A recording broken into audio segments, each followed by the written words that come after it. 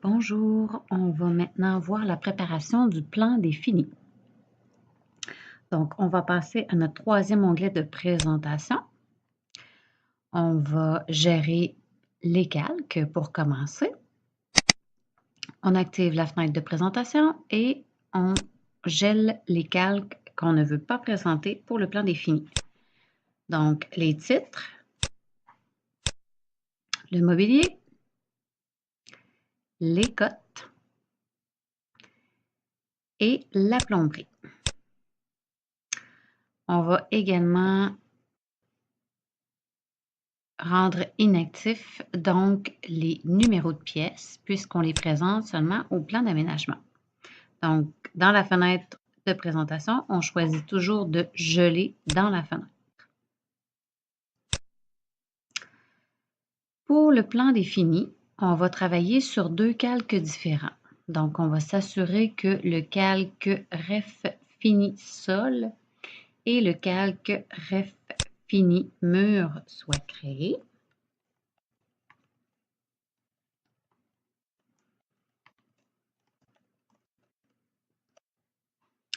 Et on va placer le calque courant Ref Fini Mur. On va d'abord faire l'insertion du titre d'un plan, donc palette d'outils, symbole, titre d'un plan. On prend le temps d'aligner notre plan sur la gauche du dessin. On insère et ensuite on modifie le bloc pour plan défini et on modifie l'échelle.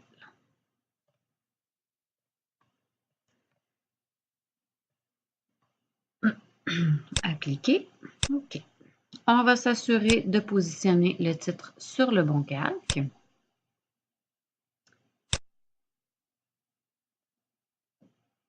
Et on va faire l'insertion des bulles d'identification de matériaux dans le secteur des chambres et des salles de bain. Donc, je vais m'approcher de ce secteur-ci. Donc, pour indiquer les murs accents dans une pièce, on va utiliser le calque Fini Mur et on va forcer la couleur.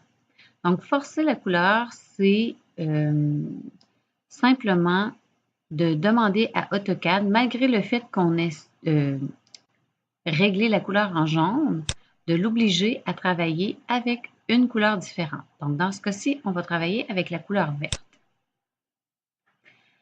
Alors, on va tracer un premier polyligne pour indiquer les deux murs qu'on veut en accent. Donc, on appelle la commande polyligne et on crée une polyligne de cette manière. Et ce qu'on va faire, c'est qu'on va décaler cette polyligne-là de 12 pouces.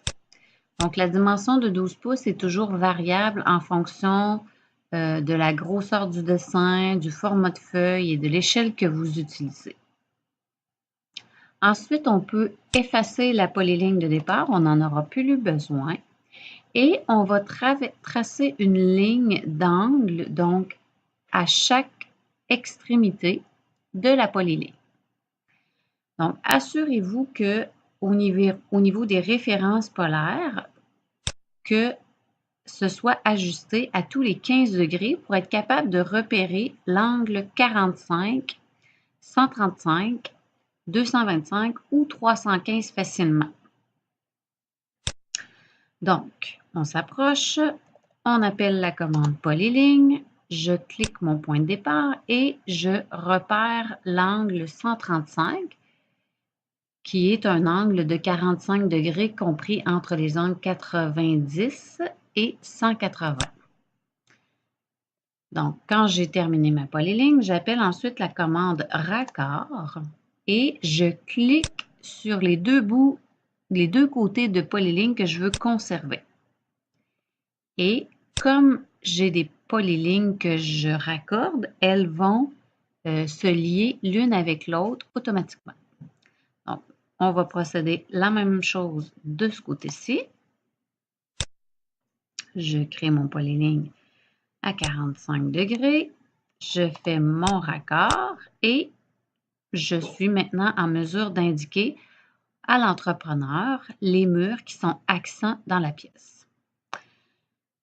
Ensuite de ça, on va créer une flèche de départ et une flèche d'arrivée. Donc, pour que ce soit vraiment bien visible. On va plutôt forcer notre couleur en rouge. Et on va travailler avec la commande Polyligne, mais on va lui donner une largeur. Donc, on appelle la commande Polyligne, on clique le point de départ et ensuite, on va travailler avec la sous-commande largeur. Comme on veut une flèche, on va donner l'indication de 0 pour avoir une pointe mince au départ et on veut une pointe plus large, donc on va lui donner l'indication de 3 pouces. Ce qui fait que ça me permet de créer une flèche. Et je vais ensuite repérer le milieu, donc le point milieu de ma ligne d'angle. Et quand j'ai terminé, je clique sur la barre d'espacement pour terminer ma commande. Donc, on reprend de ce côté-ci. On appelle la commande Polyligne. Je sélectionne mon point de départ. Et là, vous voyez, AutoCAD retient la dernière entrée qui lui a été indiquée. Alors, mon polyligne est de la même largeur. Donc, je rappelle la commande, la sous-commande largeur. J'indique 0 pour avoir une pointe mince et ensuite 3 pouces pour avoir une pointe plus large. Et je vais repérer le milieu de ma ligne d'angle. Je confirme quand j'ai terminé.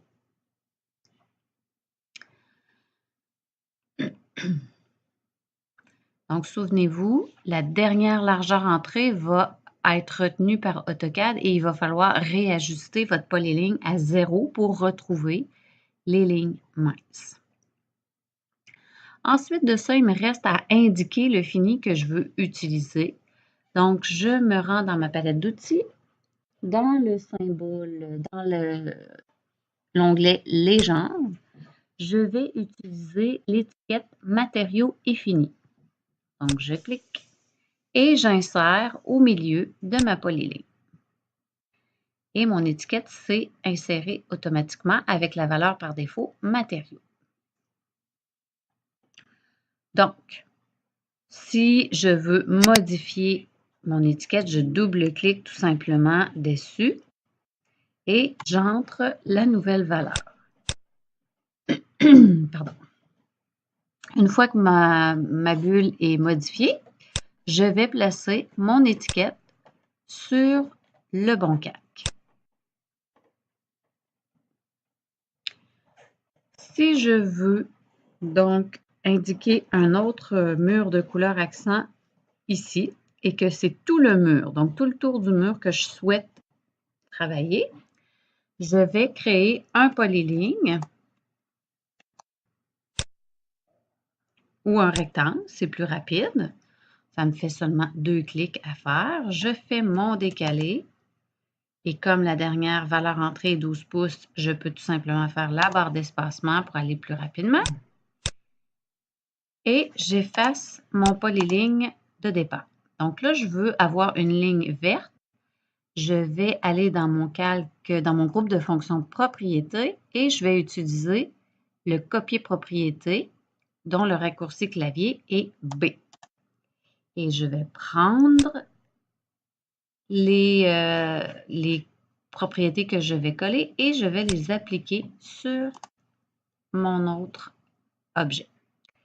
Donc, c'est la même chose. Je peux copier ma bulle avec le point d'insertion sur ma ligne au centre. Et je double-clique sur ma bulle pour modifier la valeur.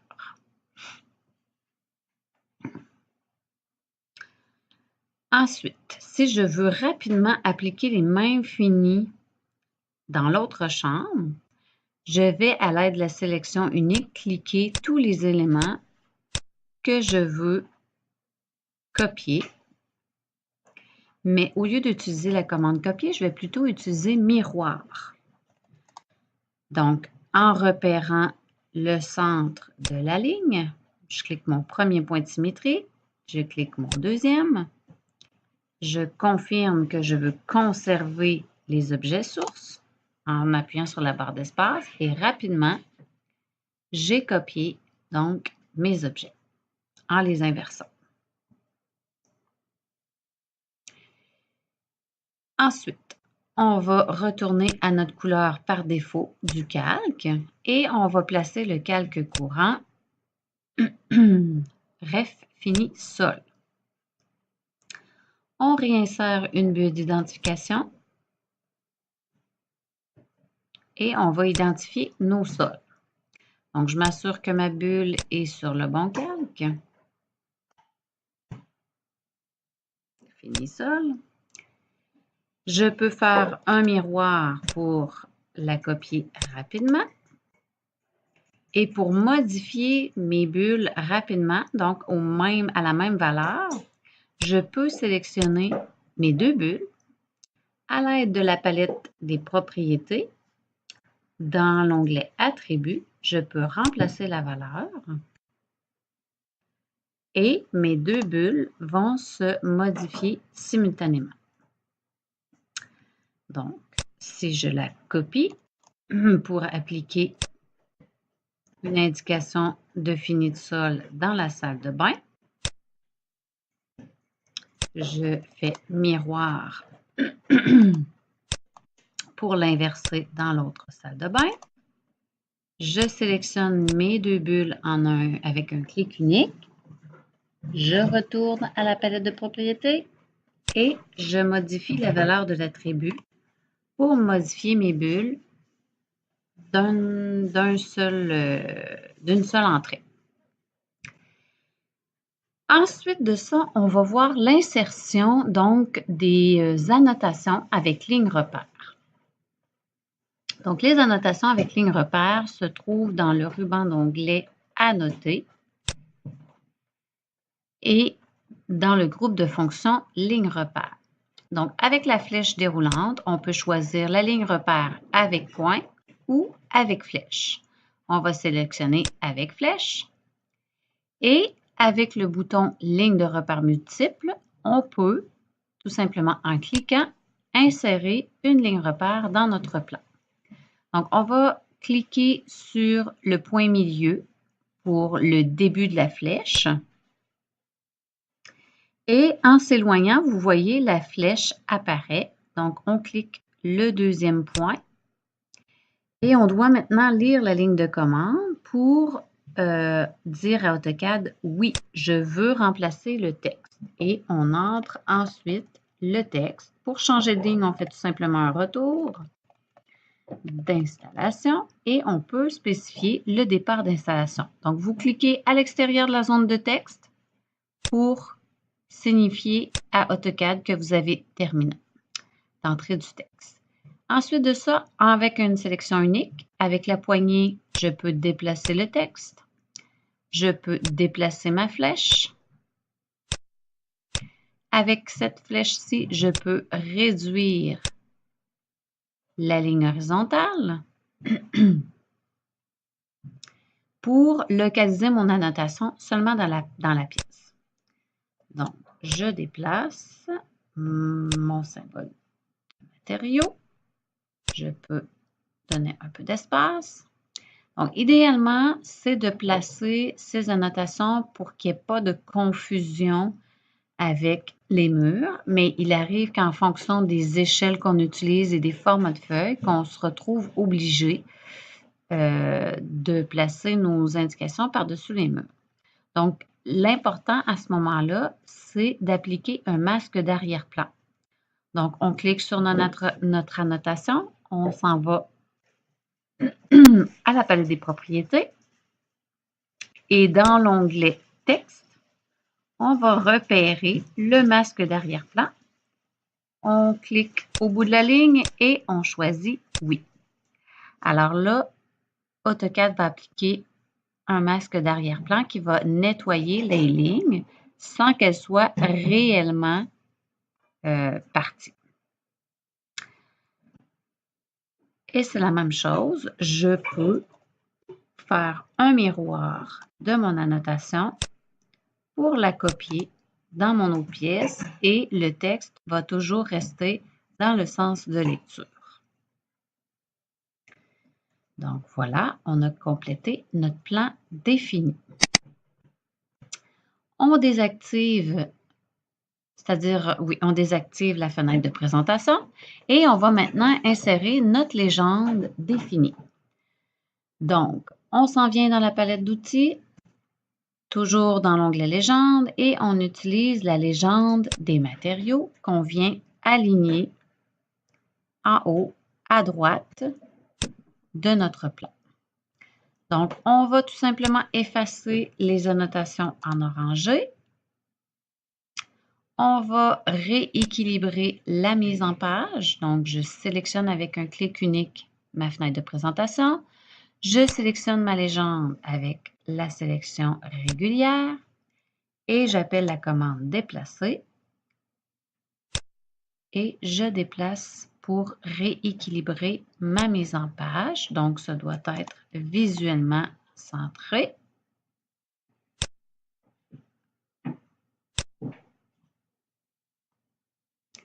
Et ensuite, je repositionne ma fenêtre à l'aide des poignées et des flèches.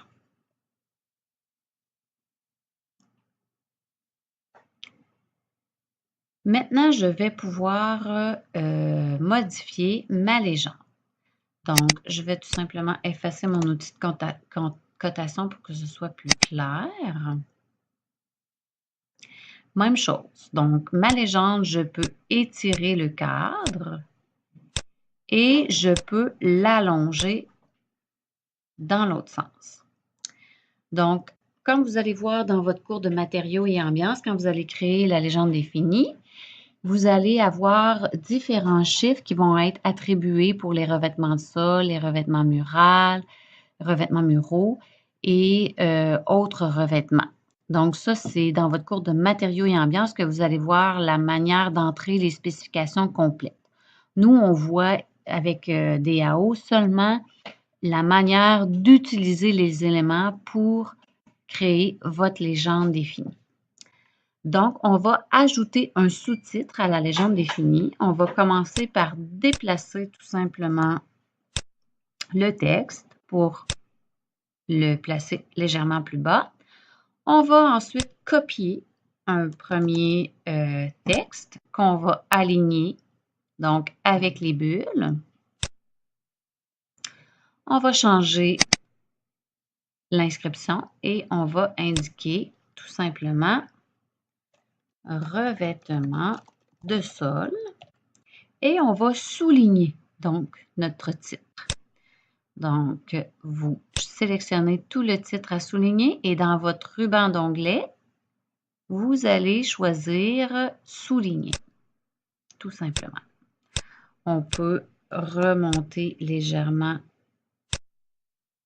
nos indications de fini avec les bulles. Donc, au niveau des revêtements de sol, on va modifier nos bulles. 1 et 2. Et pour modifier le texte, on double-clique sur le texte. Et à ce moment-là, on change le nom. Donc, on va indiquer carreau de porcelaine pour la salle de bain. Et on va indiquer plancher de bois pour les lattes.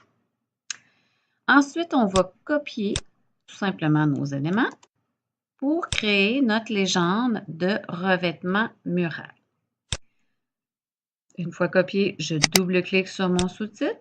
J'ai seulement qu'à modifier mon sous-titre. Je modifie mes bulles. Et j'inscris la description peinture, accent, donc chambre. Peinture, on va se limiter à peinture accent. Et ensuite, même chose de ce côté-ci. Et vous compléterez les informations lorsque vous aurez eu les notions dans votre cours de matériaux et ambiance. Et après, je peux réajuster mon cadre, donc pour obtenir quelque chose de bien réglé. Ce qu'il me reste à faire maintenant, c'est d'aller gérer mes calques dans mes vues précédentes. Donc, je retourne au plan de construction et vous voyez mes bulles et mon titre sont apparus. Donc, tout simplement, je clique sur l'onglet Début, je clique sur mon ampoule et je viens indiquer à AutoCAD les calques que je ne veux pas présenter. Je fais la même chose au plan d'aménagement. Donc, je double-clique mon ampoule et je clique sur un objet du calque que je ne veux pas présenter.